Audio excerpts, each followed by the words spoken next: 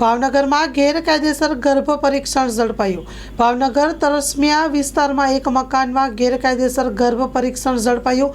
પ્રાપ્ત થતી વિગતો અનુસાર ભાવનગર શહેરના તરસમિયા રોડ ઉપર આવેલ રહેણાંક મકાનમાં ગેરકાયદેસર ગર્ભ પરીક્ષણ થતું હોવાની જાણ જિલ્લા પંચાયતના આરોગ્ય વિભાગને થતાં છટકું ગોઠવતા વગર ડિગ્રીએ ભાડાના મકાનમાં જાતિ પરીક્ષણ કરતી બોગસ મહિલા ડોક્ટરના ઘરેથી સોનોગ્રાફીના પોર્ટેબલ મશીનની ગેરકાયદેસર ગર્ભ પરીક્ષણનો ભાંડો ફોડ્યો હતો।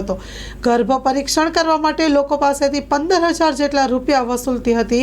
જો કે હાલ મહિલા ડોક્ટર ફરાર છે। જાણવા મળતી વિગતો અનુસાર આ આયુર્વેદિક મહિલા ડોક્ટર અધેવાડા ગામના નજીક પોતાનું ક્લિનિક ચલાવતી હોવાની માહિતી પ્રાપ્ત હતી। જો કે આ ડિગ્રી વગરના ડોક્ટર સામે આરોગ્ય વિભાગ દ્વારા રોજકામ કરી કાયદેસરની કાર્યવાહી હાથ ધરવામાં આવી। Story report by Anil Gohil, Bhavnagar.